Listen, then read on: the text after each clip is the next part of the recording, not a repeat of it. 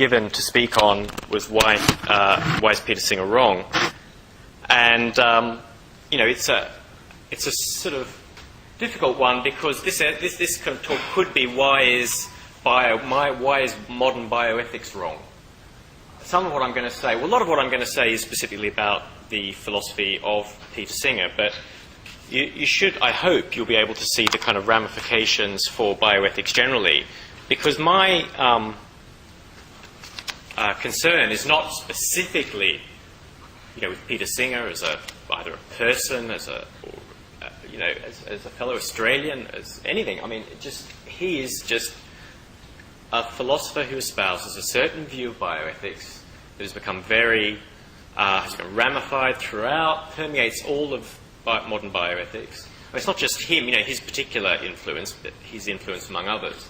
And my concern is with the broader problem, and I'll be happy in the Q&A to broaden out the discussion, if people like, to discussion about bioethics generally and society and where we're all going with the modern technology as applied to matters of life and death. So I don't want you to think although this is going to be heavily about Peter Singer's philosophy, please don't think that this is somehow kind of personal. I mean, I've met him once in my life, and that was for about 3 minutes, and that was many years ago. So let me just begin by giving you a quote from Edmund Burke.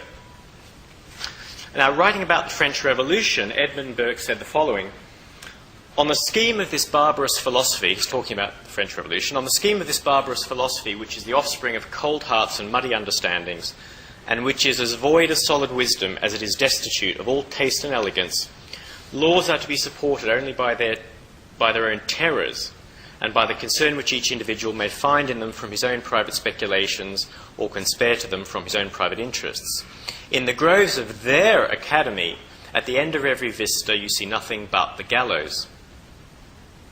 Now, I think this is a peculiarly apt way of describing the current state and trend of legislation throughout the world, insofar as it touches upon the lives of innocent and vulnerable human beings.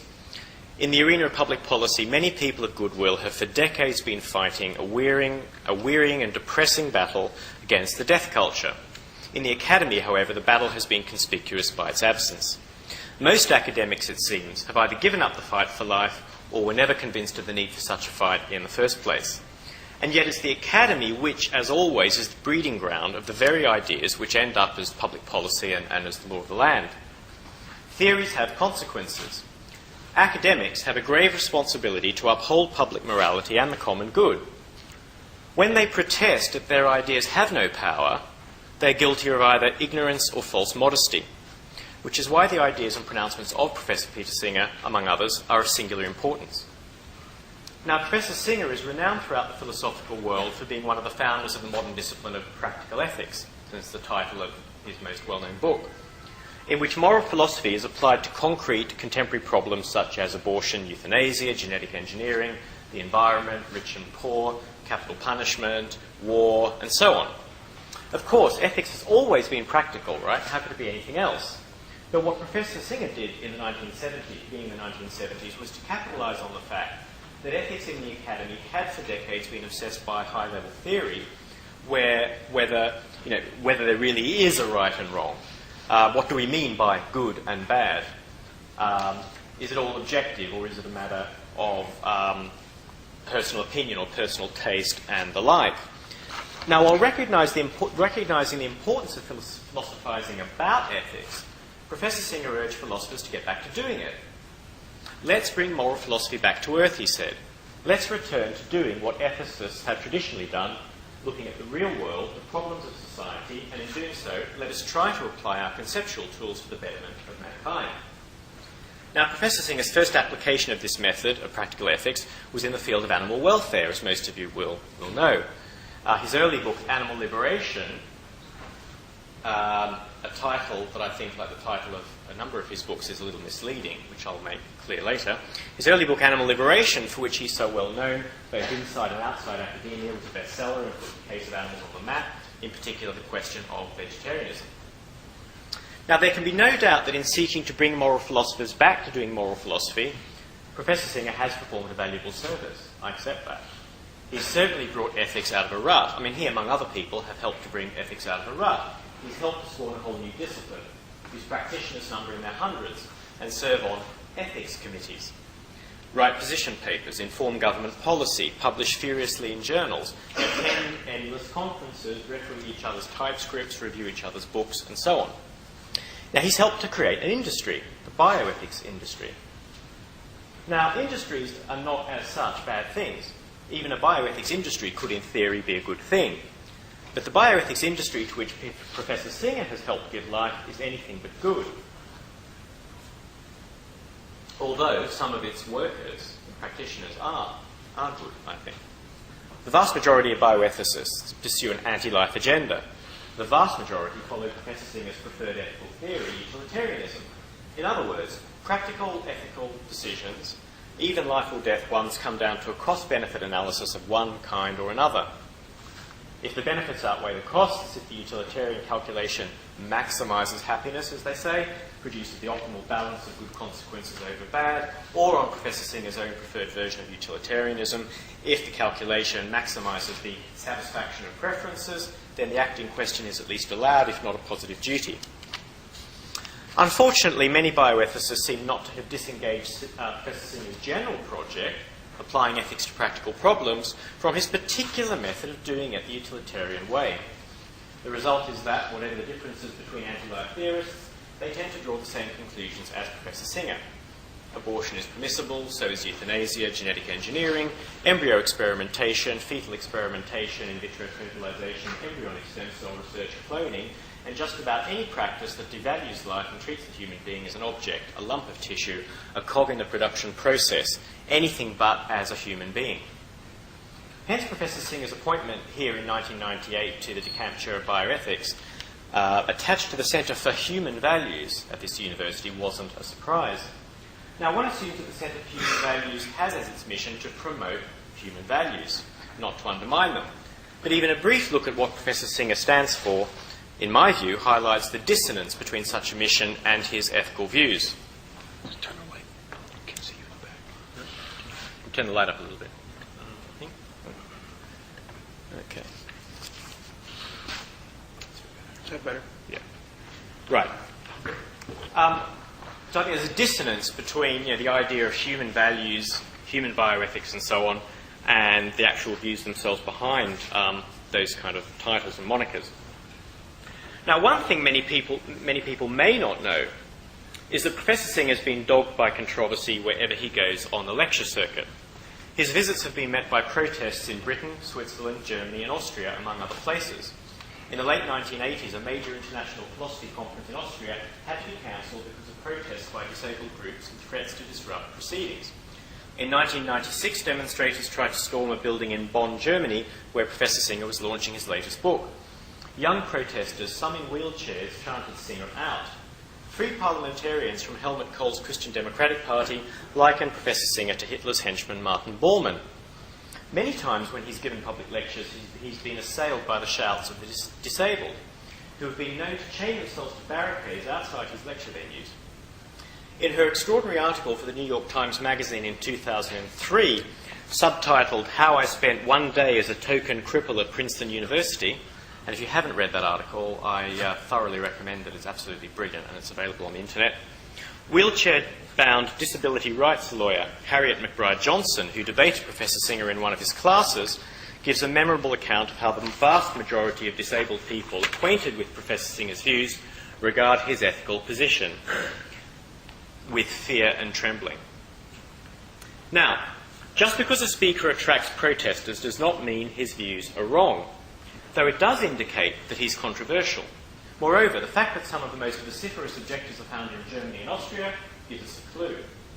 It would appear that young Germans and Austrians have been saying something like the following: "We know about your views, we've tried them out in our country, and we know how bad they are. Listen to us." So, what are some of Professor Singer's more objectionable views? For a start, don't be misled into thinking he believes in rights, whether for humans, animals, trees, or whatever.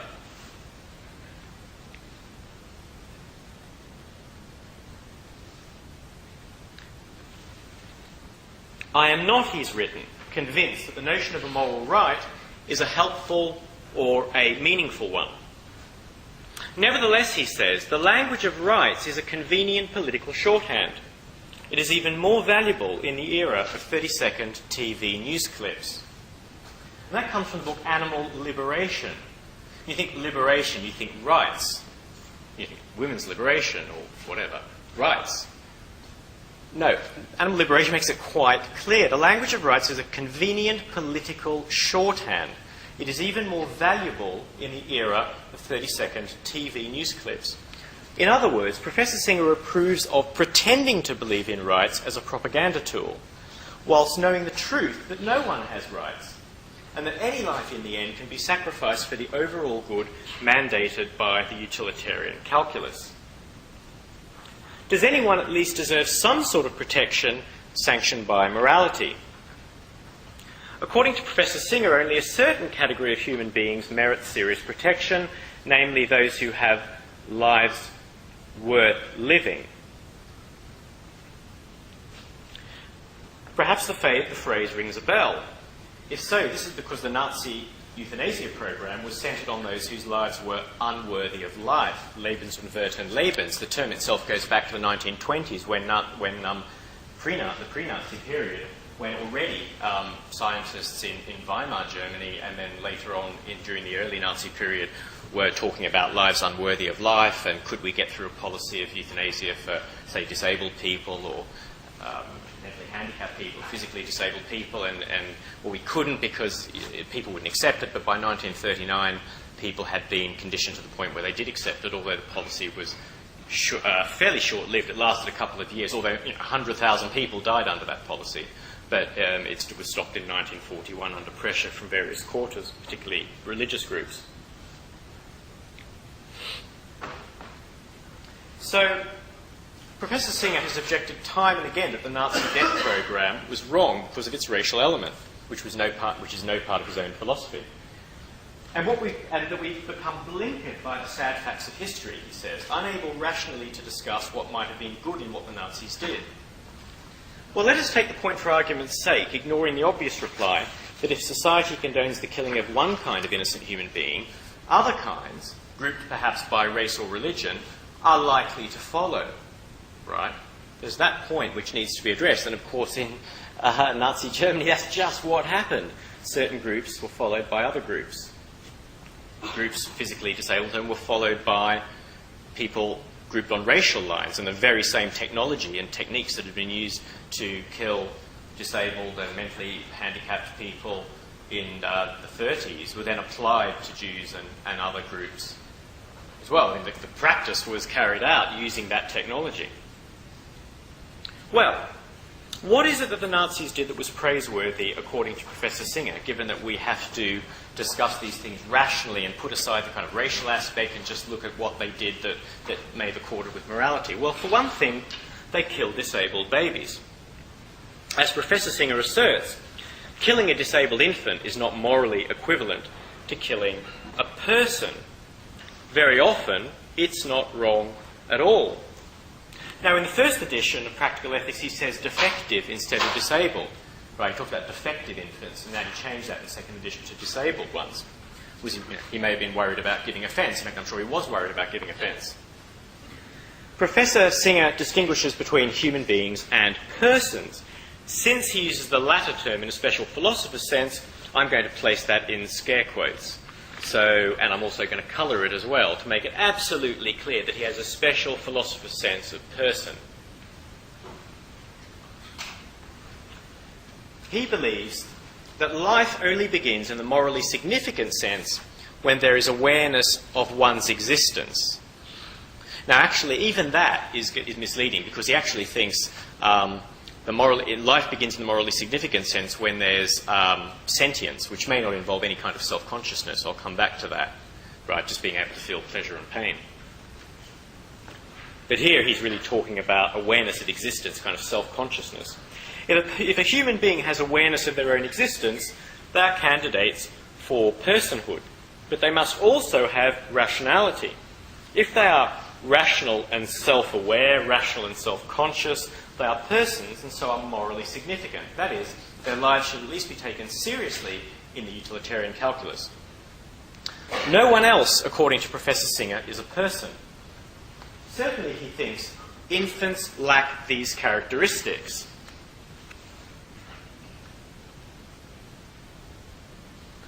Killing them, therefore, cannot be equated with killing normal human beings.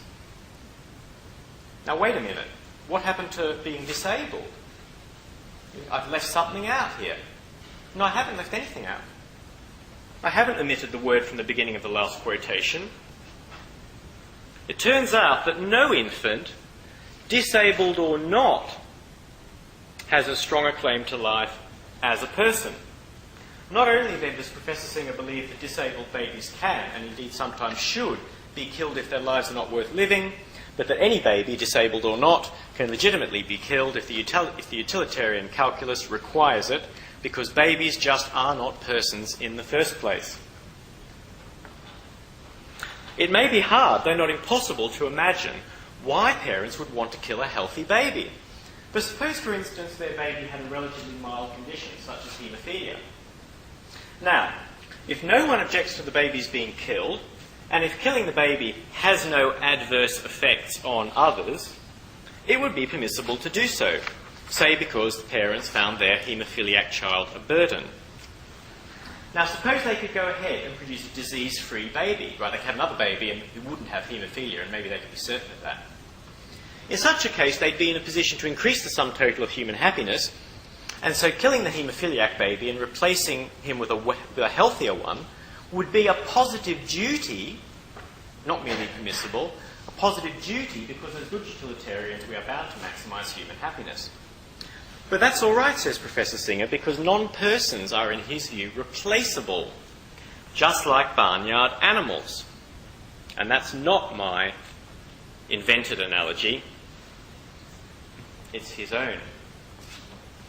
There is no moral objection to killing one chicken and replacing it with another if the farmer has a good reason to do so. The same goes for non-persons, such as infants and, of course, naturally, the unborn. Indeed, it may be hard to believe, but for Professor Singer, newborn babies are on the same moral level as snails, since neither are capable of having a desire for the future. And he says the following: killing a snail or a day-old infant does not thwart any desires of this kind, that is to say, desires for the future, because snails and newborn infants are incapable of having such desires.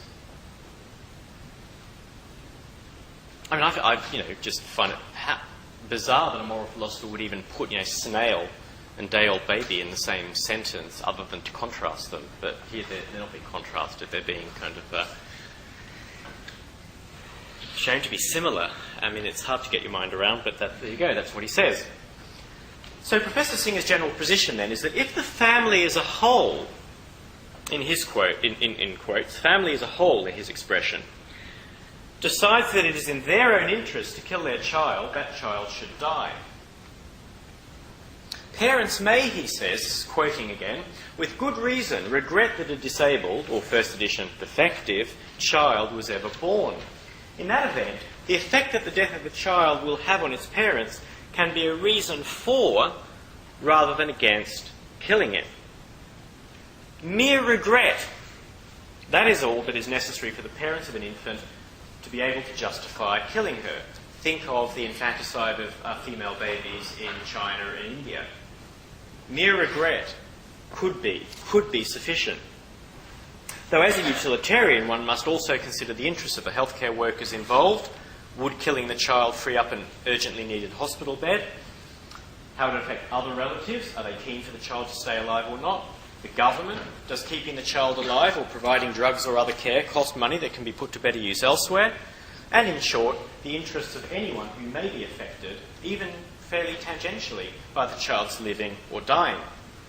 Since it is in the interests of society as a whole which are relevant, the primary question must be, is this non-person a burden on society?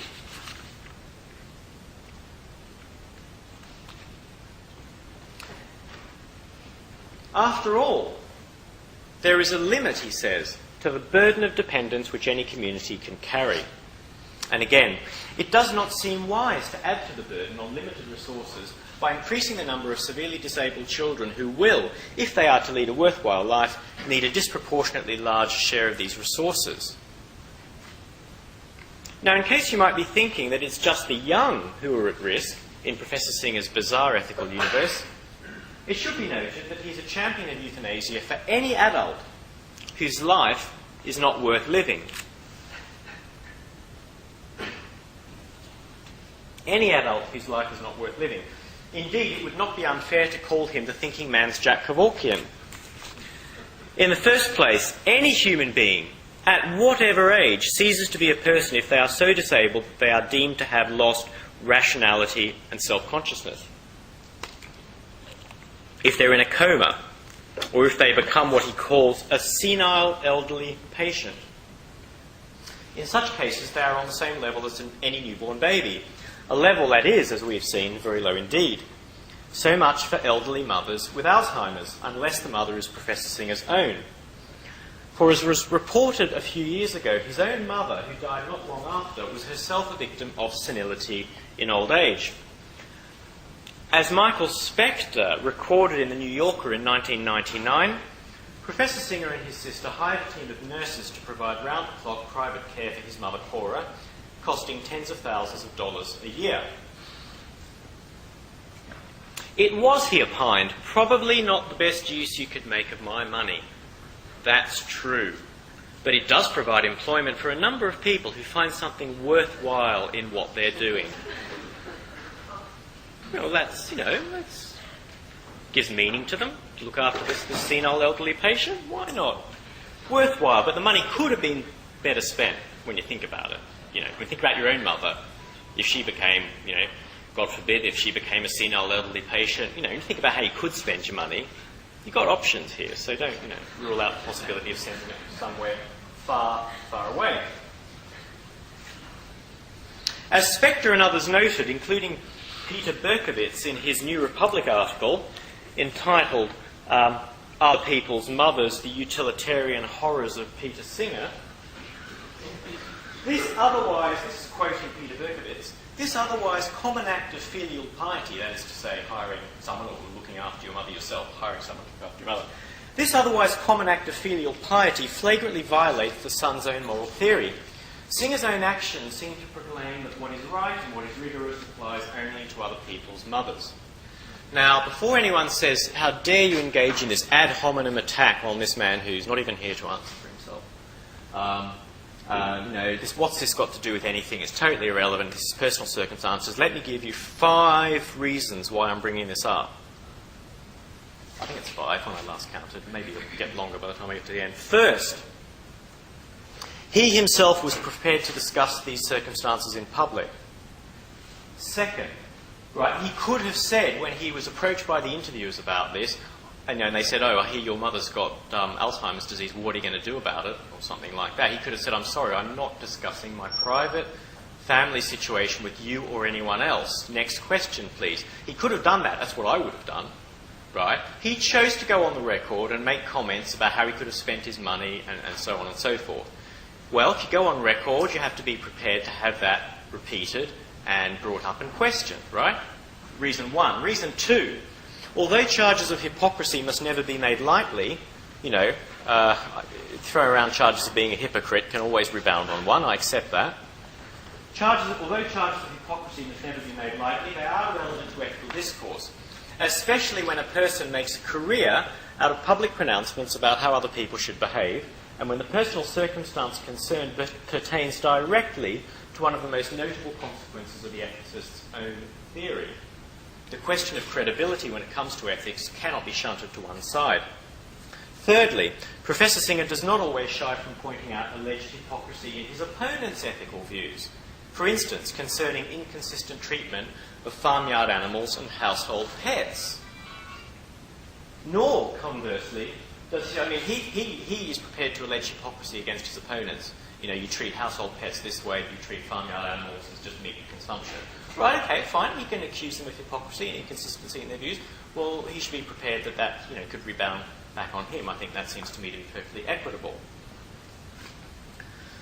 Nor, conversely, does he mind the wide reporting of the large chunk of his salary he apparently gives each year to third world development. Right? So, if a person is prepared to allow their personal circumstances to be matters of public record, such as how much money they give to charities or whatever, then their personal circumstances are going to come in for a little more scrutiny, perhaps, than they might otherwise. So what's sauce for the goose is, as they say, sauce for the gander. If you're going to allow good things in your personal circumstances to come up, then you should be prepared to allow things that may be regarded by some people as not so good. Fourthly, his mother's situation provided him with some close-to-home empirical information directly relevant to the shaping of his ethical views. As Berkowitz points out, quote, Singer taxed between the scholar's insistence on reliable empirical evidence and his own scholarly indifference to empirical evidence. He's quick to accuse his opponents of indifference to the empirical facts involved in unbearable suffering for the senile or the disabled. His opponents hope his mother's case has given him a little empirical insight into the true nature of suffering and the plight of the vulnerable and dependent. Maybe it has. For fifthly, as Karen Kissane reports, interviewing him in Australia in 2002, the title of the article being In a Softer Light, some of my early stuff was perhaps insensitive to people with disabilities. I would like to be able to start afresh. Not a moment too soon, one might react. But what about a human being who is capable of wanting to stay alive? What if they choose not to die? Remember that Professor Singer is a utilitarian, and so what matters is the overall calculation of costs and benefits, not any human being's particular desire to live. For example, elderly people might be allowed to opt out of being killed in an advance directive, should they ever become senile elderly patients, especially if this will prevent elderly people from living in fear for their lives. But if the balance of advantage requires it, the opt-out will be overridden. So, whatever Singer can be called, the supreme irony is that he cannot be called pro-choice. The opt-out of being killed can be overridden. Whether a person desires to go on living may have some relevance as one element in the calculation, but it may well not be decisive. Still, people should be encouraged to believe that their desires are always of paramount importance, because otherwise everyone would live in great fear. In other words, according to Professor Singer, it is permissible to deceive people into thinking that they have a decisive say over whether they live or die. Right? Large-scale deception is, in fact, at the heart of Professor Singer's brand of utilitarianism. It's not peculiar to him, personally as a theorist. It's that you'll find it throughout utilitarian thinking. Let people should think that they have autonomy and think that their preference for living counts above everything else and rules out any kind of overriding of their desires. But they can think that, but in the case when there's a serious clash between what they want and the balance of costs and benefits, their opt-out will be overridden, and they'll get a nasty shock when the utilitarian ideologue knocks at their door and says, well, that stuff about autonomy and everything, it was a kind of rule of thumb. Get going in the van. Nevertheless, he assures us, the practice of killing disabled babies should not instill fear in society at large. Why is that? Well, because those old enough to be aware of the killing of disabled babies are necessarily outside the scope of the policy. What a relief. If you're a utilitarian and you know about the policy, you're safe, you're home free. What about the rest of us who might not be up on the latest utilitarian thinking? We might not know anything about the policy. God, our situation might be a bit unstable. Well, I know about the policy, I'm safe. I don't know about the rest of you. Hopefully at the end of this lecture you'll be safe too. But there'll be people out there and other, who won't be safe, so, spread the word. So if anyone is safe in Professor Singer's world, then it would have to be professional philosophers, because they must know what's going on and so be rational and self-aware by definition. And this is pointed out by the retired Cambridge philosopher Jenny Teichmann when she said the following: since the favoured breed consists of persons who know they are persons in the Singerian sense, no one could possibly be more special, more protected than the bioethicists themselves. And I do recommend you have a look at a couple of her essays on Peter Singer's philosophy. They're very, very good. But just how safe are Professor Singer's persons? Needless to say, how safe is safe? When I was doing this slide, I was thinking of Marathon Man. Is it safe? Do you know the Laurence Olivier and the dentist scene? Or maybe I'm kind of showing my age here. Anyway, if you haven't seen Marathon Man, it's great. There's the kind of retired Nazi dentist who does horrible things to a person. Is it safe? How safe are Professor Singer's persons? Needless to say, he's fully in favour of voluntary euthanasia, where a person wants to die. I mean, it goes without saying, if you want to die, be my guest. How about persons who do not want to die? How safe is safe? Well, as he notes, if we are preference utilitarians, we must allow that a desire to go on living can be outweighed by other desires.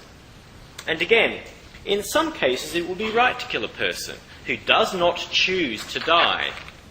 I mean, really, I wanted to engage in a little bit of intellectual dishonesty here and sort of change it to what he really should have said, and what I know that he must have wanted to say but decided to hold back, and that is just move the not, who chooses not to die. But that's a bit strong, isn't it? So you kind of make it does not choose to die. Sounds a little bit softer, in a softer light sort of thing. So, but I think really, chooses not to die, doesn't choose to die.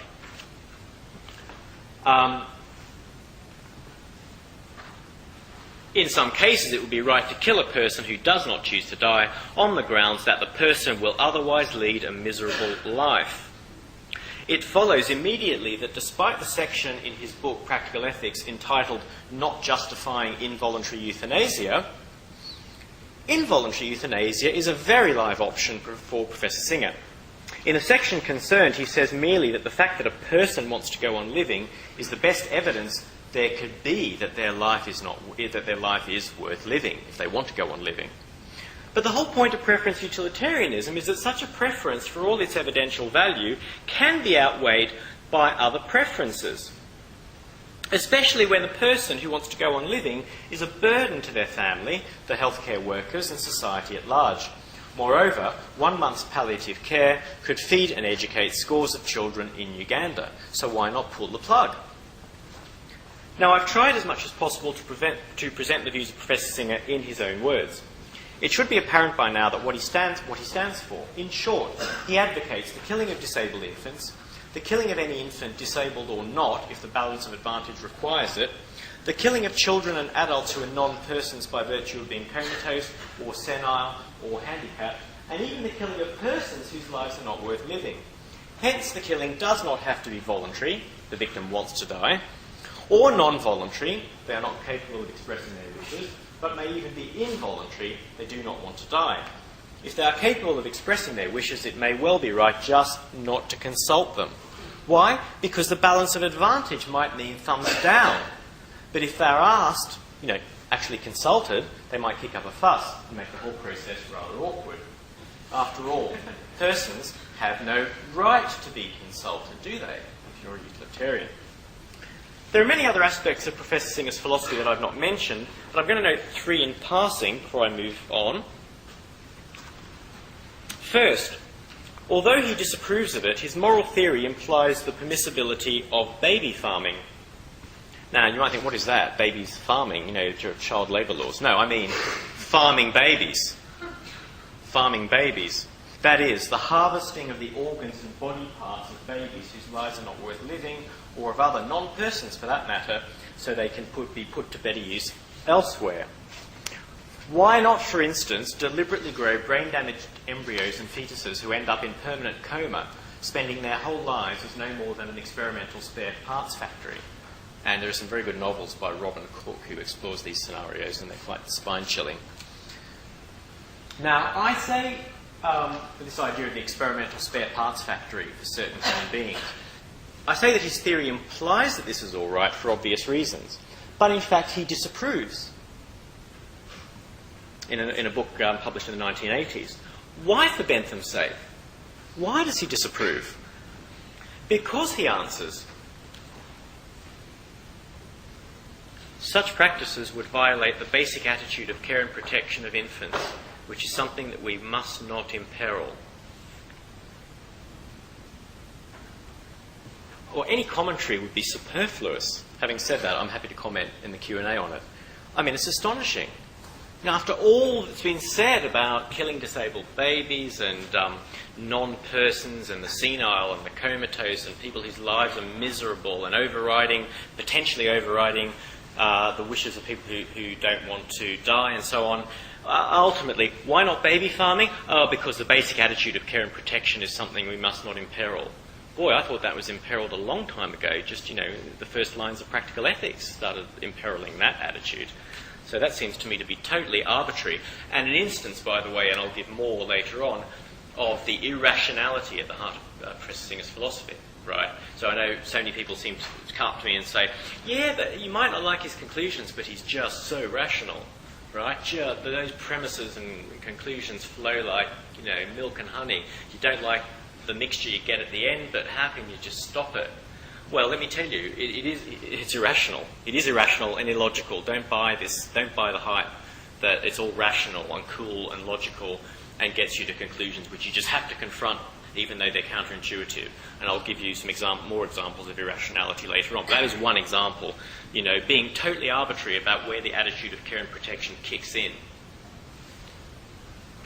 Secondly, there is the question of just when a non-person becomes a person. Interesting question is, when does a non-person become a person? Well, in an interview in the London magazine The Spectator in 1995, Professor Singer puts forward a proposal.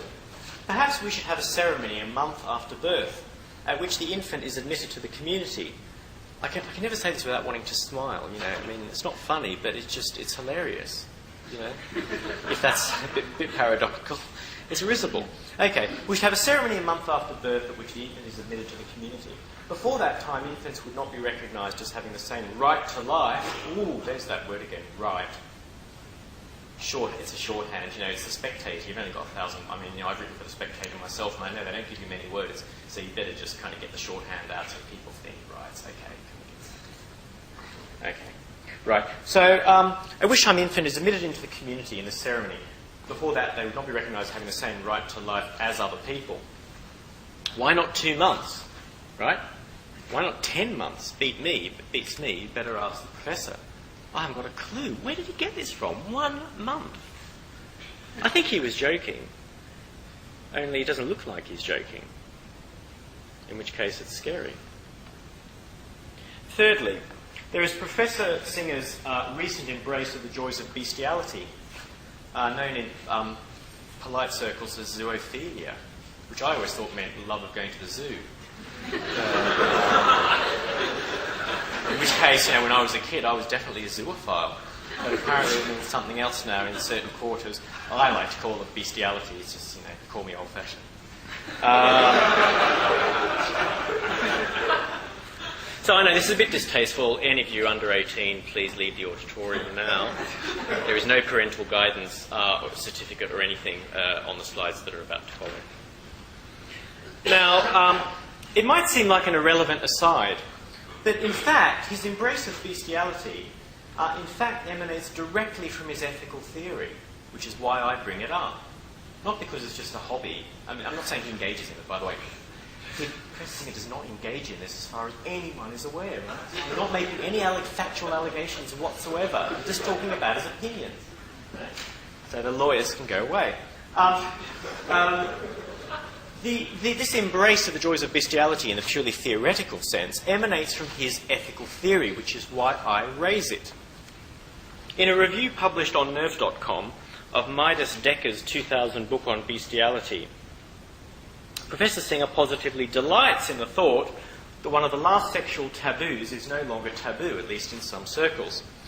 Skipping back in time, he shocks us, or shocks me, how about you? Shocks us, with a Swedish rock drawing from the Bronze Age of a man effing a large quadruped of indeterminate species. Our jaws drop at the mental image of a 19th century Japanese drawing of a woman enveloped by a giant octopus who appears to be sucking her...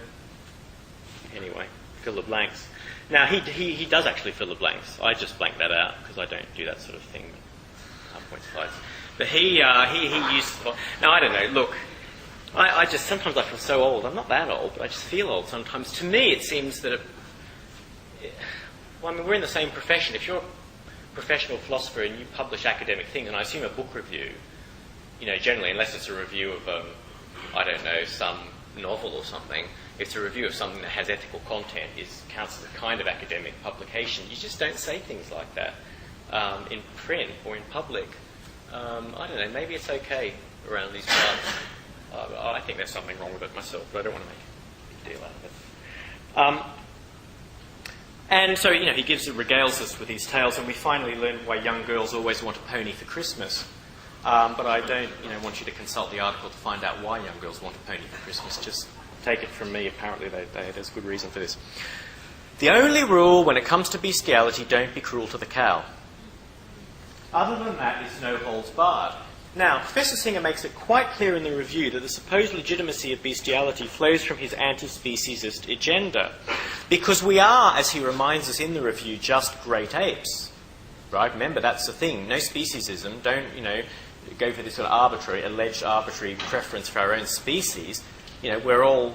It's like that, song Kissing Cousins, right? We're all descended from Adam and Eve. Well, we're all descended from the same microbe, so, what's a little crossing of the species barrier between friends? That is why he approves of the advice which was actually given by Birute Galdikas, I don't know if I'm pronouncing that correctly, Birute Galdikas to a woman who was visiting the orangutan rehabilitation centre which was run by her in Borneo, when the visitor was seized by a large male orangutan whose designs were unmistakable. The advice given to her by the woman running the reserve was basically grin and bear it, because they have a very small penis anyway. I thought it was a joke when I read this, but apparently, he quotes it seriously, and this is apparently a true story. Just allow yourself to be raped by this orangutan. It's not going to hurt that much. Really weird. It's really weird. The outer reaches of Planet Singer aside, it is clear that a society constructed on Singerian lines, and I think we are getting there, of course. I'm going to get rid of that slide. That's really a society constructed on Singerian lines should now be apparent, be shot through with deception, delusion, secrecy, mixed messages, bland but false reassurance, and gentle prodding, financial inducements, sweet promises, and maybe even threats, force, and incarceration. Now, what about this much debated comparison with the Nazis, to which Professor Singer objects with such a great sense of having been wounded, being himself Jewish, like myself, the son of refugee parents?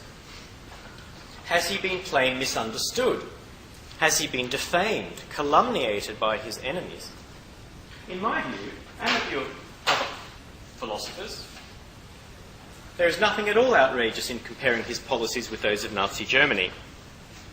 And for a definitive account of the Nazi euthanasia program and the German predecessors, you should have a look at Michael Burley's book, Death and Deliverance, which gives it to you in chilling detail. There may be obvious differences, but it seems to me that the overlaps are hardly trivial when one looks both at what Professor Singer explicitly advocates and what his position logically implies. First, Professor Singer and his critics assert that the Nazis had sinister intentions, unlike his own.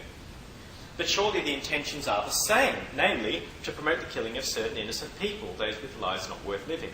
The Nazis extended this, it's true, to political criminals, racial groups, and so on, so their intentions were on the face of it much broader. But for a large part, their and Professor Singer's intentions do coincide when it comes to those with lives not worth living. Secondly, defenders of Professor Singer say that the Nazis' motives were sinister, but to say that Professor Singer's motives are not sinister is precisely to beg the question. The motive is ostensibly to relieve suffering. But who's suffering? Professor Singer says the family as a whole can decide if it is in their own best interests to kill their child. This, he says, is different from the states deciding who is worthy of life, as in the case of the Nazis. How so? He gives no argument. The motive is exactly the same, to prevent someone from being a burden to someone else by their very existence. It seems to me that it's irrelevant whether it's the state who does it, family, healthcare workers. I mean, in Britain, for instance, we have a state healthcare system, the NHS, National Health Service. Well, if the NHS issues ethical guidelines for the killing of disabled children or children unwanted by their parents, haemophiliac children, people in comas, senile people, seriously handicapped people, etc., and those regulations come from a state healthcare system, then it is the state deciding. So to say, well, the Nazis, it was the state deciding, whereas in our democracies, liberal democracies, it would be individuals in consultation, in hushed tones in the corridor sort of thing. Well, no, it could be a state decision if the decision emanates via the regulations coming from a state healthcare system. Thirdly, even if Professor Singer's and the Nazis' motives were different, the German protesters would surely know that, and yet they still protested.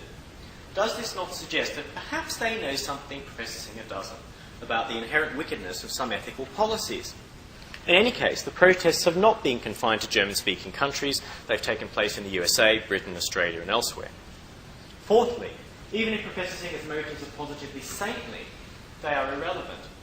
Suppose I murder my grandmother so I can benefit under her will, and am I relieved of guilt if I object that my only motive was to feed my poor starving family? Irrelevant. Fifthly, as Jenny Tosh trenchantly points out, all motives, good or bad, are irrelevant for the utilitarian. But all that matters is the cost-benefit analysis, not the motives. There is thus cold comfort for Professor Singer in any appeal to motives. Professor Singer was bamboozled by the German protests. The obvious explanation, he pontificates, is that the Germans are still struggling to deal in a rational way with their past. It would be difficult, in my view, to find sanctimony on a grander scale. If only those poor Germans with their past that comes close to defying rational understanding were to think clearly about the issues, they would come around to Professor Singer's viewpoint. They might be forgiven their rejection of Professor Singer's invitation to see reason.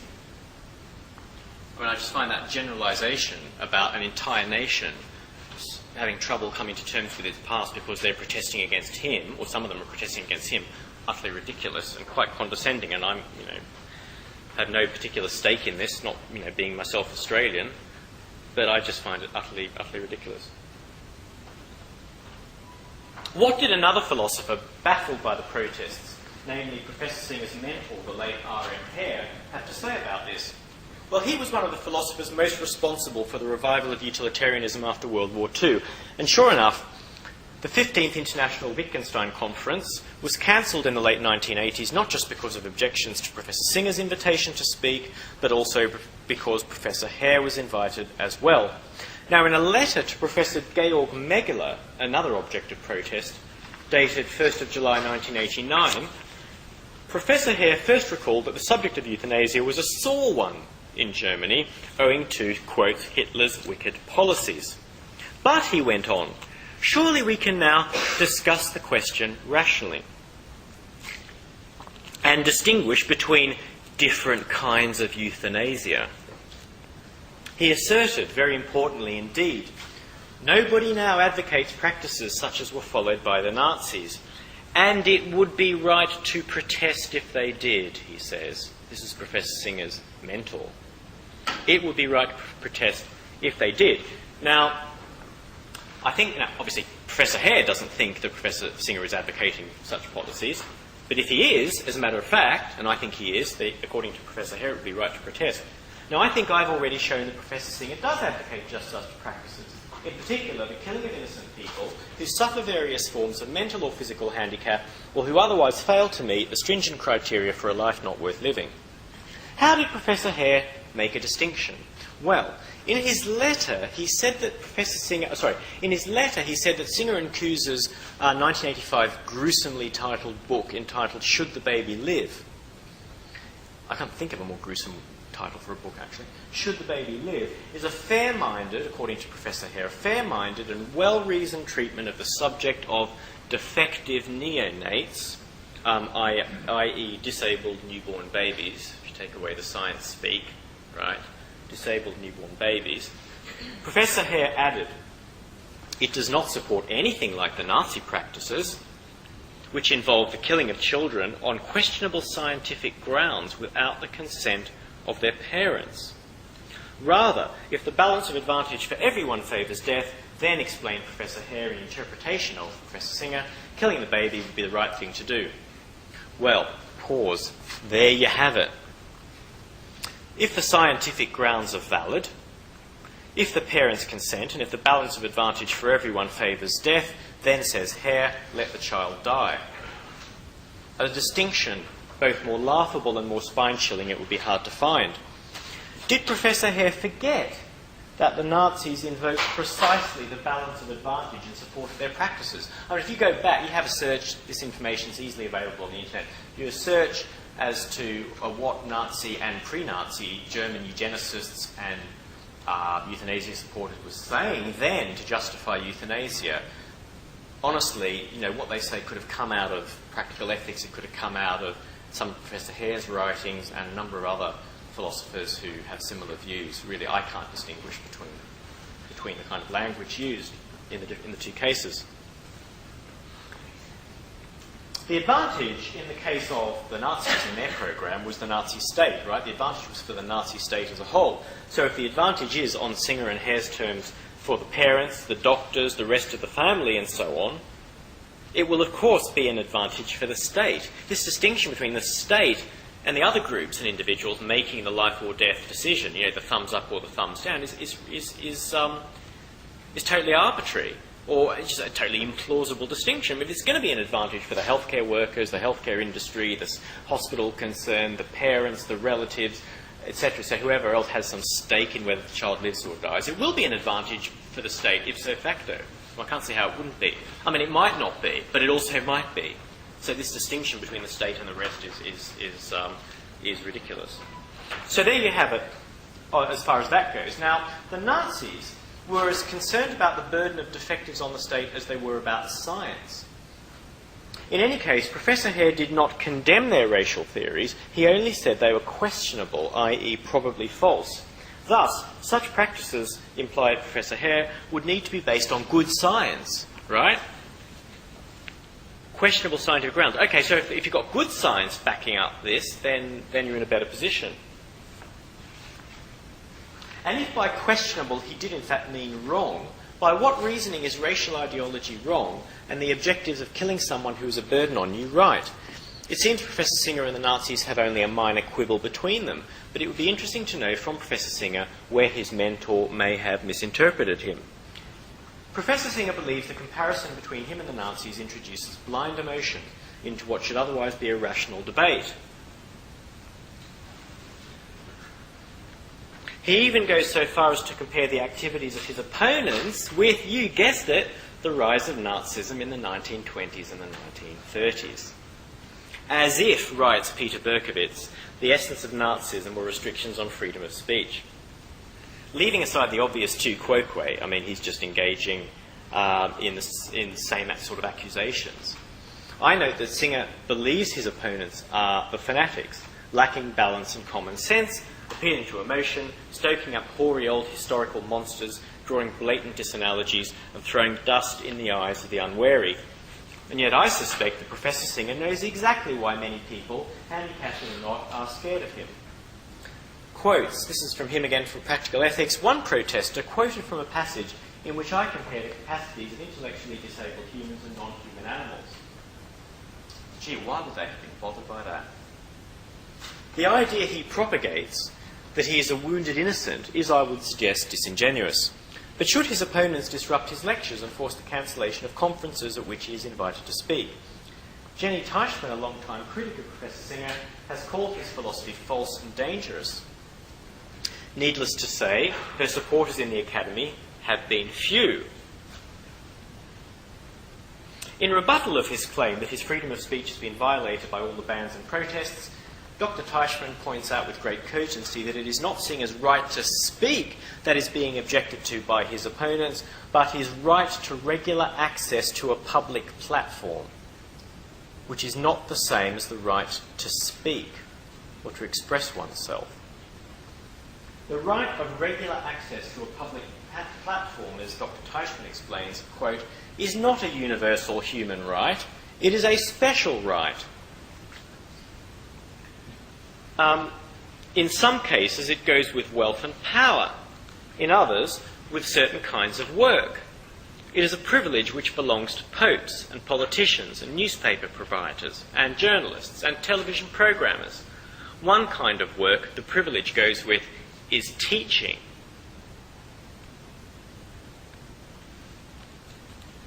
However, she adds, the privilege is not always deserved. It can be used for good or also for evil. In my view, she says, academics abuse that privilege when they advocate euthanasia of human beings too young or too old or too ill to answer back. Moreover, she says, false philosophy can be dangerous, and if circumstances prevent it being refuted in print, it is probably all right in extreme cases to try to silence it in other ways.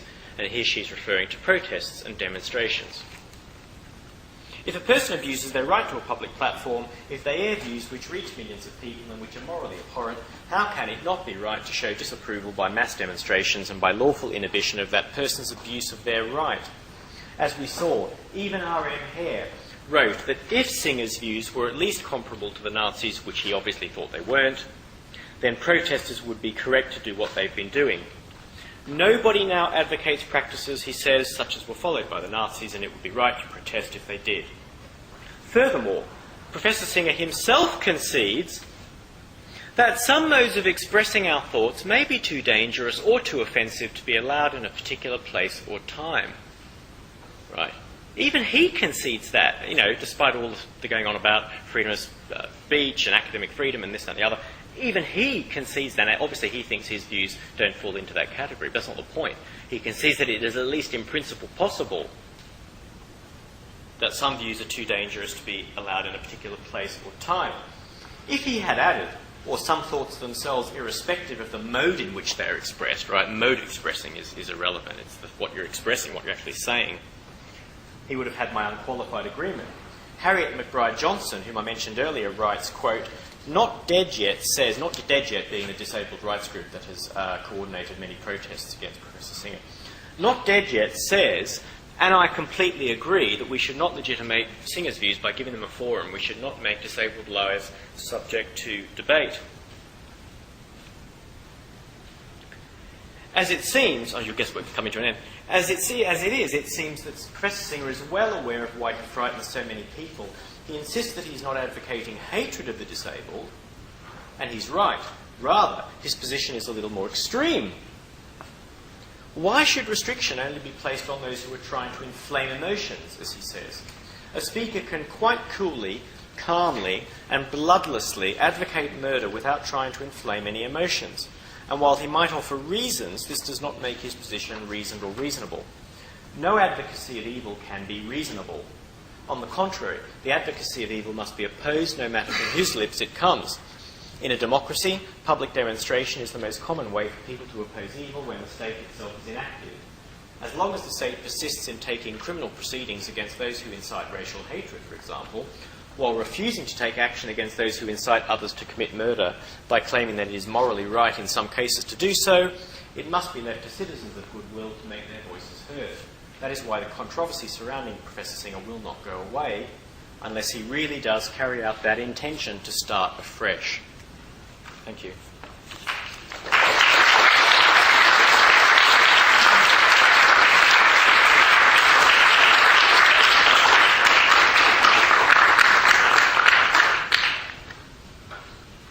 We're now going to have 30 minutes for questions, and then our reception after. Thank you, Dr. Oderberg. I think I saw that. Sometimes I think there might be other reasons that such conclusions come out. I think Professor Singer is a very pleasant fellow, personally, and it may seem because all Aussies are sons of criminals, but another possible quick, nothing that common, of course. Doesn't apply to me. Another simply maybe that philosophy today is a rather sterile pursuit, it seems to me. I was at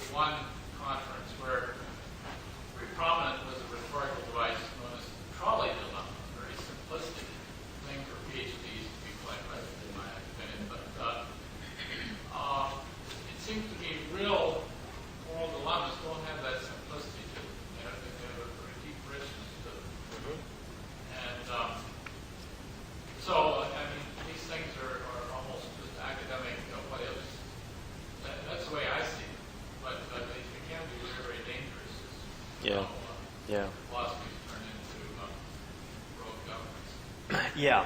The trolley dilemma is a very interesting philosophical problem on which I have an endless page paper.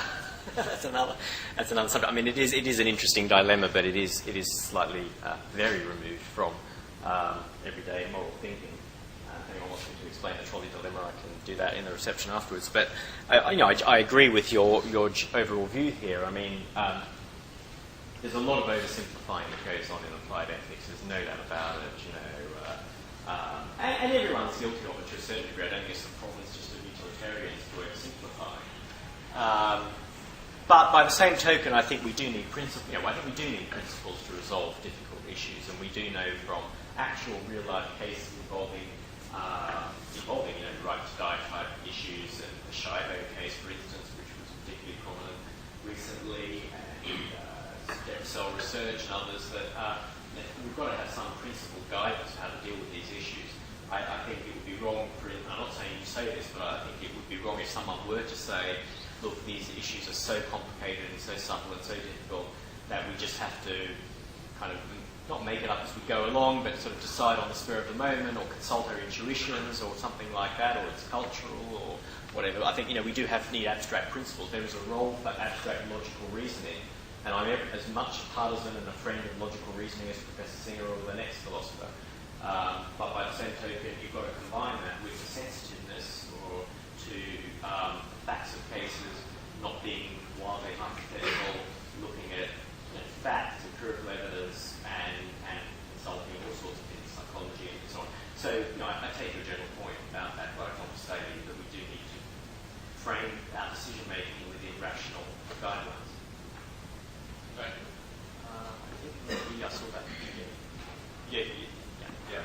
So, that's your analysis of how, if we allowed the killing of one group, this could spiral down into the absolute murder of, hundreds of millions of people. Where's your analysis on the death? I didn't actually quite say that. Well, you said that if we allow one group to be killed, then just as the Germans did, just as the Nazis did, then that allows us to kill other groups. Like the Nazis allowed us first to kill gypsies and then criminals, and then, bam, there goes the Jews. So, where's your analysis of the Netherlands, which has allowed euthanasia for several years, or the killing of a certain group, or Oregon, which has also had that? Where is the slippery slope actually happening? It's a very good question, and I have to apologise for saying I don't have the empirical data with me. I've got old empirical data, or from my book on ethics and so on, but it's got events have overtaken that. I don't have the data with me. What I do know is that if you won't find a better example of a slippery slope in the current situation than by looking at the Netherlands. I mean, it is totally out of control. I mean, the figures on number of babies who are being killed in hospitals now as a percentage of overall infant mortality is ridiculous. Like I say, I can't quote the exact number, but I do know that if you look at that percentage, compare it to infant mortality rates in other countries, it is astonishing. How many are being killed or dying not as a result of disease or premature birth, whatever, but being killed by their doctors. And the numbers, not only that, the numbers in the Netherlands are highly misleading in the sense that when they're reported by the government or by the various euthanasia bodies that collect the data, they are invariably underreported.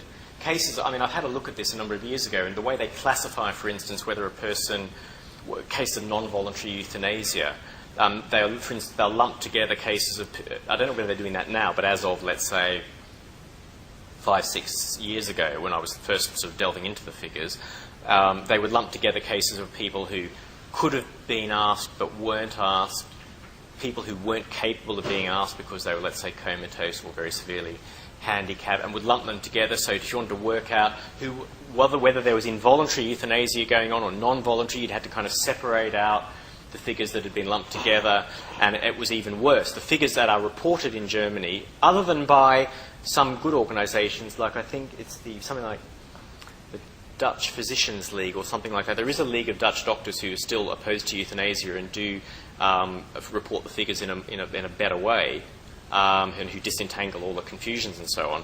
But if you look at the general kind of government figures, it is horrendous, absolutely horrendous. And I can recommend books by people like Brian Pollard on euthanasia in Holland, which show you how it is totally out of control. Obviously it's not, you said people aren't. It's not like people being grabbed off the street and euthanized. That's not happening anymore. I'm not trying. I don't want to make it sound like something is happening that's not happening. The fact is, enormous numbers of babies and others are being killed in Dutch hospitals. Being killed, whether they can consent. Pardon? With parental consent. No, not all. No, that's not clear. No, and I say I can't quote you chapter and verse, but they're not always with parental consent, as I understand it. Sometimes there are cases where the doctors will just let the baby die and tell the parents later, and all this sort of thing. I mean, it's not always, do you mind if we kill your baby? It's not. It's more what goes on in hospital. And I also know this from talking to medical practitioners in the UK and so on, where it's illegal still nominally and goes on anyway. It's not just, you consult someone and then you do it. The doctors will, let's say, if a baby is particularly severely handicapped, they'll just let it fade. They just won't treat it. Not because they think it would be futile, but because they intentionally don't want that baby to survive. And then they'll, say to the parents, well, we couldn't do anything and all the baby was horribly handicapped and so on. I know I've been told of these cases. So as far as what's going on in the Netherlands, it is the slippery. Well, I don't know how far down the slippery slope it is, but we're right on that slope in the Netherlands, and other countries will follow. So, and you can follow. There's all the data is on the internet, government papers and physicians' reports and so on. You can follow that up and you can see for yourself. I think maybe it was you I saw next. Sorry, I don't know if I'm being too unfair to anyone. It's just whoever catches my eye first. So. Yeah, I was interested in the response of the handicapped community seemed very clear. Mm-hmm. Where I'm from, the Northwest Minnesota friends were very skeptical when I came out to school here by the attitude of how they have been sort of assumed and treated.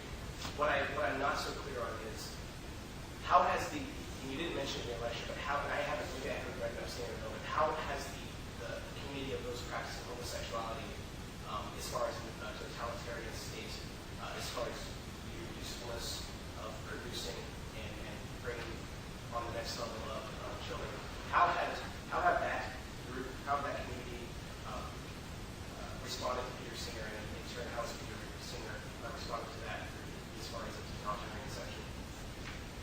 I'm sorry, two things too. Well, the first thing is, I can't comment because I don't know anything about what they said about Singer or choosing. Can you repeat the question? The thing was, I didn't quite understand what the question actually was. I'm interested in finding out how has within a utilitarian framework, within or related, and just I'm wondering if there has been any criticism of Singer from the homosexual community, and if Singer has he spoken at all about the homosexual community within his own ethics? Short answer, I don't know. I mean, someone in the audience who might know, but I don't. I don't think there's much. If there is any, it has been. Why would there be criticism? You're pretty overwhelmingly support homosexual, right? Yeah, not rights. Personally agree. Well, I guess the reason I asked that question was if the child that was sick was allowed to die for a child that was healthy and could be a benefit to society. I mean, maybe I'm without face here, but it begs the question to me of any relationship in which you're not reproducing children, whether it's sterile families or whether it's homosexual families, how someone with this ethic would respond to that. Right. As I said, one can speculate on how different utilitarians, I presumably, would take different views on this as to whether they think the obligation is to maximize happiness by reproducing as much as possible. I don't know many utilitarians who would hold to that. So I don't think that homosexuals would find any obvious worry, should find any obvious worry in Singer's theories. So I don't see any obvious issue there. There could be an issue if you kind of reason it out a little bit on a utilitarian basis, but that depends on what utilitarian position you hold. I'm certainly not aware of any exchange between the Singer and the homosexual community. I think maybe it was the gentleman with the white top. Yeah. I refer back to this gentleman's question about the slippery slope. Yeah. In India today, they're actually taking children, kidnapping them, raising them, and feeding them very well and housing them, so that at a later time they can harvest the organ. This is sorry, where is this happening? In India. There's a BBC presentation I saw. Yeah. Yeah. So the slippery slope isn't what it might be, it's already there. It's already there, yeah. Children, infants, doing it in India and China. Of course. And then what they do is after Yeah. the use of the child's done, they just shoot so they don't cause any problems. Yeah. Now, the clientele is Western millionaires Yeah. that need to be, to have these organs to let healthy life. Yeah. So the utilitarian lifestyle of a very wealthy outweighs the care and concern of the very poor in Yeah. the world today. Yeah, I mean, the question, I'm sort of going to slightly rephrase because I'm sort of taping this and I want to make sure the question gets forwarded. Your point about slippery slopes in, say, India or whatever is a very good one. I mean, you know, if someone asks, well, is there a slippery slope? I suppose the right response is, where are you talking about? Tell me which society you're talking about. And you're quite right. For instance, in India, although I didn't see that program, I would doubt the BBC would report something like that if it wasn't true. Which doesn't say that everything the BBC says is true, but I'm no doubt that that's sort of. No, of course not. Reporting of What is going on in some countries? Interconnectedness of Yeah. basically selfishness and Yeah, where sure. money can buy. Sure. Putting the biggest bang for the buck. And Yeah. If I need it, I'll pay for it. And Yeah. Yeah. They can use all kinds of rationalization for performing the act. Yeah, absolutely. I mean, this is not an issue about particular cultures or having it go to any particular country or culture. If it happens in a particular country, it happens in a country, and if it's wrong, it should be reported. Now, yes, that is, and sex killing, of course, which I mentioned, killing babies because of unwanted gender, and, of course, which happens in China as well. And in China, it is now admitted openly by the government as of a couple of weeks ago that they execute, when they execute prisoners, they harvest their organs for sale on the organ market, and they say now they're going to tighten up on all this that's been going on. They're going to, introduce regulation, whatever. But it has been going on. They've denied it, and now they admit that they're harvesting executed prisoners for their organs. Well, that looks to me like evidence of a slope that's somewhere down the bottom. I mean, how much worse has it got to get before people say, well, we're on a slippery slope? I mean, it depends on which community, which country we're talking about, and so on. And those would be pretty egregious examples of those sorts of abuses, yeah. I think maybe the gentleman behind with the black... Sorry? Oh, I'm sorry. Okay, sorry. Okay, whoever. You point out the seeming discrepancy between Professor Singer's views on euthanasia and the fact that he kept his mother alive. But actually, it was because his sister didn't want his mother killed, and his mother's other close relatives didn't want his mother killed, and it would actually have been contrary to his philosophy if he allowed his own preferences to count more than his sister's, more than his mother's other close relatives. Yeah, I'm aware of that, and all I can say is, well, boy, wasn't she lucky?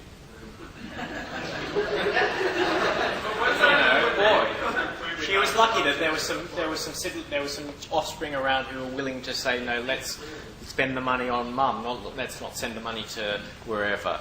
I mean, that's a relief. I thought you said he was irrational because of this case or something. No, that wasn't actually one of my examples of irrationality, which I am yet to, I probably may not have time. I can talk about them later on at the reception, but I have a whole list of examples of irrationality. That wasn't one in particular. That was just an example of, well, I think it's a kind of irrationality in the sense that it's a kind of inconsistency, a practical inconsistency. It's not a theoretical inconsistency. Yeah, if enough people want the person to stay alive, then the person should stay alive kind of pro tanto, unless enough people come along and say the person shouldn't stay alive. So that's not theoretical, it's just a kind of practical inconsistency, and it's kind of hypocrisy and it's serious. But there's theoretical inconsistency. You should explain why it's perfectly consistent with belief. So. Pardon me? Sorry. Sorry, continue. I thought you just explained why it's perfectly consistent with his Yeah, I said theoretically consistent. I didn't say there's a theoretical inconsistency there. I just said that it's still abhorrent. I mean, just because it's consistent, it doesn't make it. No. There's a difference between two propositions. I said a practical inconsistency in terms of. Well, actually, there is an interesting issue. I mean, this is slightly more complicated. So, for instance, when he says, "I suppose there were better things I could have done with my money," now. it's theoretically consistent for him to say, and also practically consistent for him to say, well, if enough of my siblings or my sister or whatever wants my mother to stay alive, then she should stay alive. But there's another issue as to what he should have done with his money. And there's certainly a practical inconsistency by his own admission in saying that there are better things I could have done with my money, right? So he could have said, well, okay, look, we've got enough money to go, I'm going to send my money somewhere else. And I find that also utterly bizarre. You say, well, you know, where can I best spend my money? So the obvious answer is look after, you know, contribute, kick in, you know, do your job as a filial piety, as Peter Burke said. So there is an inconsistency there. But I don't, you know, in terms of the level of theory and so on, maybe it would work out somewhere that's not theoretically, it's not contradicting himself to the level of logic or something like that, but it's still issues in total horror.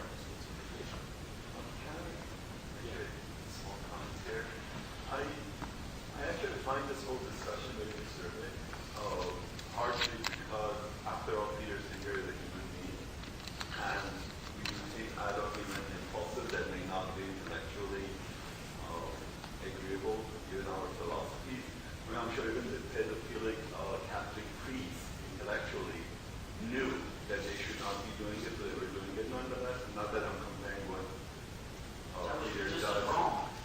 Yeah, but This is wrong. What's the difference? Let me make a comment. Can I tell you something? I Let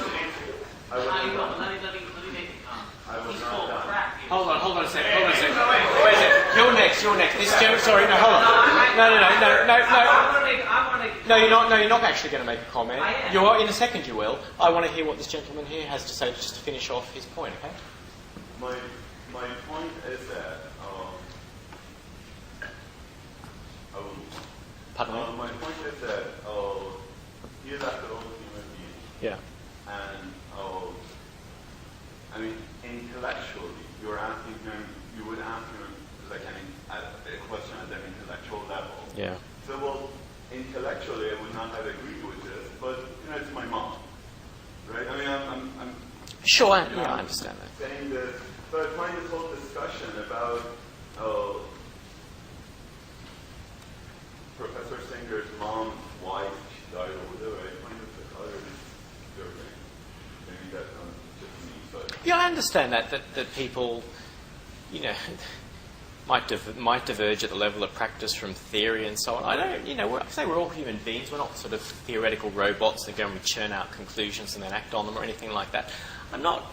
It really wasn't a point. It was a point about his own, you know, admission. My point, in some sense, was that this being presented as, in your speech, as one of the bases of the argument, just because of the mere fact that it was publicized to the point it was. That's the point that I find disturbing.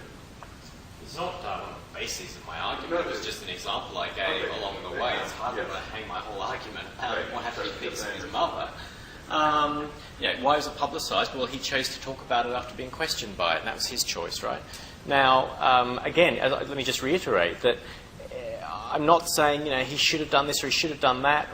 What I'm saying, what really worried me was that a person could think about their mother in this way and just say publicly, I suppose there are better things I could have done with my money. Don't look after your own mother. There are people who are doing, you know, people who are looking after her, well, at least they've got something fulfilling to do. You know, I mean, I can tell by the reaction of the audience, it wasn't just me that was thinking there was something really not right about thinking like that about someone who's near and dear to you. Like, I don't want to make a huge deal out of it. I mentioned it. I did make a deal out of it. I don't want to spend the whole Q&A on it, but I mean, I think that I think there is a real issue here about attitudes, and by admitting problems, I think problems with your own position. I mean, I think that the lesson Peter Berkovitz draws out of this, and I think he's correct, is that actually it's not that I better be more consistent practically. Next time I better be more hard-hearted and give my money away rather than look after my ailing sibling or whatever, but rather that maybe there's something wrong with my theory. You know, the fact that I can't bring my intuitions here in line with my theory. Maybe there's something wrong with my premises and I need to re-examine the whole nature of human suffering, the nature of dependency and vulnerability, and so on. And that is an important issue. Right, you wanted to make a comment. You can make a comment now. No, I have a question first. Okay. You made earlier on, you indicated about when Singer started making his pronouncements that the whole issue, the whole area of philosophy was a dying industry. Doesn't really, what I see is that he tried to create an industry for himself so that he could profit by it, and he just puts out these statements that are so irrational and that are so ridiculous. He's drawing attention to himself so he can profit. He's the ultimate capitalist. That's what I see. He saw it as an opportunity, and he figured, well, let me do what I can do to make it bring attention to myself. I'm sure he's profited handsomely from it, and that's why we're now having this conversation because of statements that he made. And the philosophical part of it, how much does he really care? Because really, decisions, as you said, they aren't difficult decisions. I mean, a child knows what's right and wrong. A child knows that if you strike another child, you're going to be hurt. It doesn't take a professor of philosophy to determine what's right and wrong, and it's wrong to kill and not to kill. Well, look, I think there is a profession of moral philosophy, and that it has a place. That I'm not saying, let's not have moral philosophers because look at the terrible conclusions so many can come up with. I do moral philosophy myself, and I try to avoid terrible conclusions. Maybe I've come to some bad ones. There are other people who point that out. But I think we should strive to try and have views which are, in harmony with right and wrong, which may or may not. Views which may or may not coincide with what a particular group of people may think at a particular time. But I think we should be aiming to elucidate and to explain issues of right and wrong. Well, I do also agree that your idea that there are certain intuitions that we have, and there are philosophers who have said, such as Elizabeth Anderson, who said, if you have to discuss as a philosopher, if you raise the issue of whether it's okay to condemn an innocent man to death, then you are so corrupt that really we shouldn't even enter into an argument with you. And that's a philosopher of great renown saying that a number of years ago, and I take that very seriously. I think there was a real issue in debating when a person says, should the baby live? It's like, what? Should the baby live? This is a live option.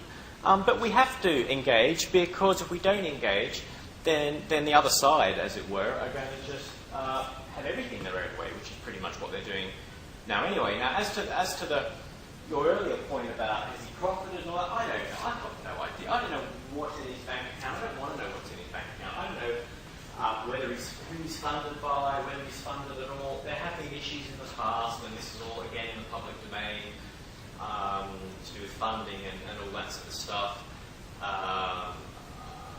It's just not something that I've really looked into in a big way. Maybe other people will or are planning to do so. That's up to them. I'm interested in the philosophical issues primarily. I suppose slightly connected with that is the issue that, well, I don't know if this is connected, but I'm going to raise it anyway, and that is that, to go to liberation, some of you may be aware that last week, Professor Singer on a BBC documentary about animal experimentation accepted publicly and admitted that it could be all right to experiment on 40 monkeys to benefit thousands of people who are suffering from Parkinson's disease.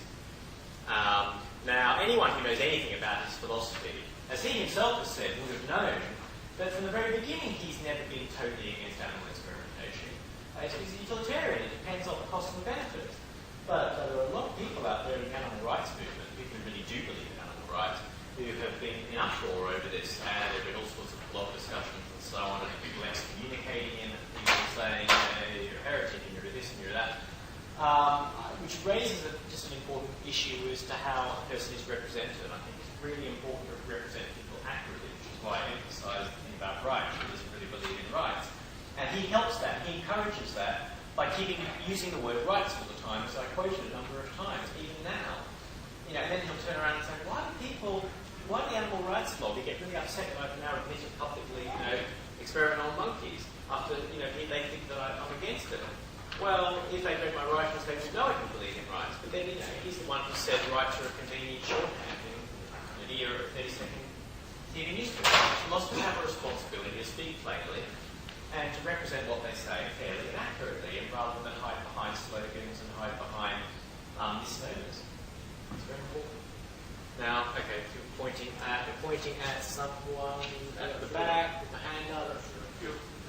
Yeah. I found the analogy you make between Nazi policy and the killing of babies say what it's interesting, because it seems to me there has to be a distinction between nosy preferences, which Nazis demonstrated, and genuine harms. Because parents are in a unique relationship with their children. There are emotionally, financially, psychologically invested in them. And, I mean, genuine trauma that they experience when they raise a disabled child. And there's genuine trauma a disabled child experiences growing up. And if you contrast that with Nazis just in nosy preferences around Jews, there's no genuine trauma, no genuine cost being borne by them in stereotypes. So it seems to me it's a meaningful distinction. I don't know how you address that. And the other thing is, Peterson would probably suggest that the Nazis weren't using the utilitarian calculus completely or correctly in the sense that the Jews could very well contribute to genuine well-being, and Nazis were just a small subset of that fraction, small subset of that. I don't know if you respond to that. I'm not quite sure I got the first point. You were saying, as far as the analogy with the Nazis is concerned, there were distinctions to be made because of the trauma that parents experience having a disabled child, whereas for the Nazis there was no trauma involved in getting rid of unwanted segments of the population or something. Is that it? No, I mean, or what? There's no trauma with Jews staying alive. I mean, Jews don't actually pose any active harms, but active threats, and there's no active harm inflicted against them. Not really. Yeah. So you say, why kill the Jews if they're contributing to society, and it's not a rational calculation? Let me take the second point. I'm not quite clear on the first point. Let me take the second point. So you're saying, well, as Peter Singer might say, the Nazi, I don't know how, he's probably discussed this somewhere, I don't know, that the Nazis should have done a utilitarian calculation more accurately and they would have come up with the conclusion, don't kill the Jews. Well, I have to say, I don't know whether he does think that or not. What I do know is that there are utilitarians who would say that, and I think that is what an act of faith that is. I mean, what an utter blind act of faith to say, as a utilitarian, that you know, or even you reasonably believe, that if the Nazis had done a calculation correctly, it would have ended up with the output, do not kill the Jews. That is such a dogma. I mean, there's just no evidence whatsoever. I mean, one of the problems with utilitarianism, it can justify calculation for all sorts of things. It can justify opposing calculations on just about any action you're likely to think of. And I'm sure, you could do a utilitarian calculation that it's okay to kill the Jews or to kill some unwanted minority. You could do a utilitarian calculation on killing disabled babies, on doing all sorts of things. And that is precisely this sort of objection people like myself level against utilitarianism in general.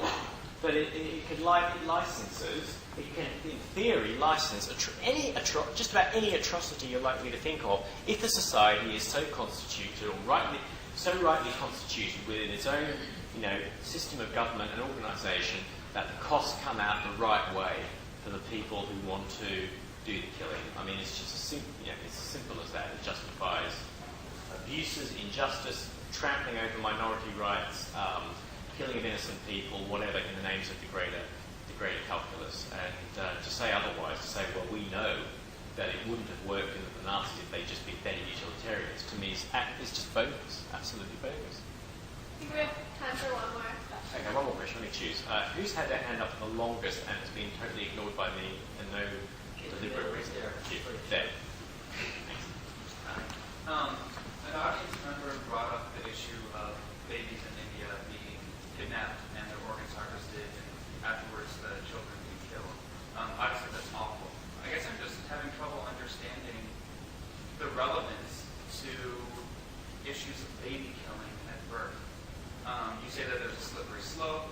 I just don't follow the step-by-step process from a parent choosing to kill a baby at birth, making a complete decision with both parents about whether or not they can financially do it, whether or not they want to do it, whether or not 9 months later they can produce another baby that will give them maybe even more happiness than a disabled infant.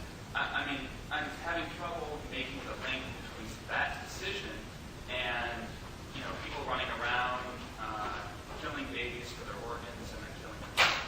So do you mean you're having trouble with drawing a connection at a practical level or at a theoretical level? No, I'm having trouble tracing the steps of this slippery slope. Yeah, I mean, do you mean tracing the steps as to how people actually think about these things, or No, tracing the steps in the theory?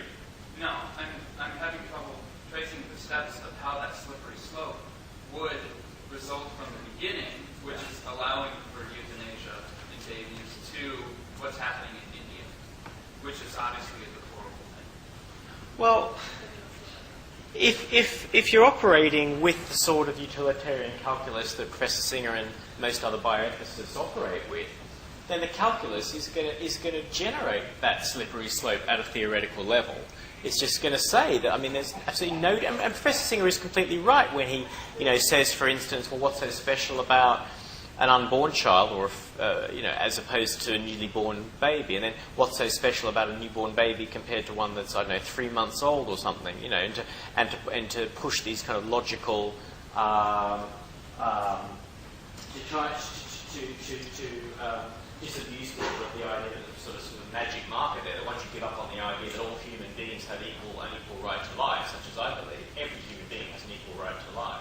If you give up on that,